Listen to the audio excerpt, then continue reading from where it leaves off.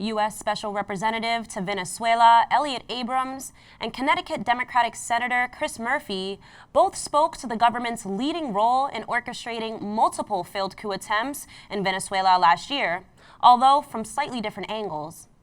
In a Senate Foreign Relations Committee panel on U.S. policy in Venezuela this past Tuesday, Abrams said, quote, "Obviously, we hope that Maduro will not survive the year, and we are working hard to make that happen."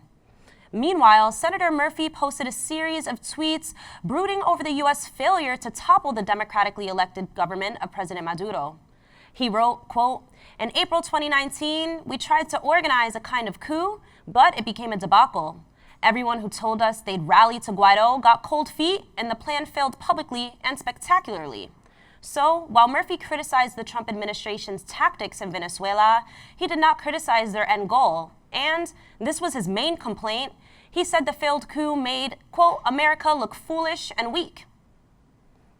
Spearheaded by players of the Atlanta Dream, W.N.B.A. players have amplified their protests against police brutality and in support of the Black Lives Matter movement. In a stand against the Dream's co-owner, Republican Senator Kelly Loeffler, who is a vocal opponent of the movement, players have begun wearing T-shirts endorsing the senator's Democratic opponent, Dr. Raphael G. Warnock. Senator Loeffler, who owns 49% of the team, is in a hotly contested race against Warnock, a black pastor. Senator Loeffler has attacked the players for dedicating their season to the Black Lives Matter movement, and the players' union has called for her ousters from the team's ownership. Back in 2016, its players were among the first professional athletes in the country to demonstrate against police brutality. Last week, U.S. Border Patrol agents launched a nighttime raid on a No More Deaths camp in southern Arizona that gives humanitarian aid, including food, water, and medicine, to migrants. Agents zip-tied the volunteers' hands behind their backs, ransacked the camp, and confiscated the volunteers' cell phones, as well as the organization's medical records. Agents arrested more than 30 undocumented immigrants who are receiving medical treatment after hiking through the desert in the middle of a heat wave. The faith-based humanitarian group believes the operation was retaliatory, as it had just published materials casting the Border Patrol in an unflattering light.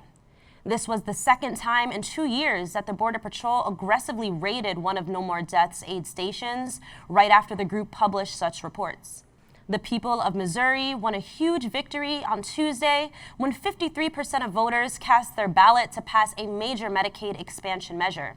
The measure, made possible by the 2010 Affordable Care Act, had been blocked for a decade by Republican state legislators. An estimated 230,000 additional low-income Missourians will be eligible for Medicaid, set to take effect in July 2021. Missouri is the 39th state to expand Medicaid under the ACA and the 6th state to extend Medicaid through a ballot initiative. Republican-led state legislators and/or Republican governors in states like Maine, Idaho, Nebraska, Utah, and Oklahoma also refused to enact the expansion on their own, but citizens fought to get the measure on the ballot and won. Colombia's Supreme Court ordered the detention of former President Álvaro Uribe, widely seen as the most powerful politician in the country and the leader of its far right. He was detained as part of an investigation into whether he committed acts of fraud, bribery, witness tampering in a case linking him to Colombia's paramilitary and narco-trafficking organizations. Current President Iván Duque is a protege of Uribe and responded to the news by saying, quote, "It hurts." And from Venezuela, opposition leader and U.S. proxy Juan Guaido sent Uribe his solidarity.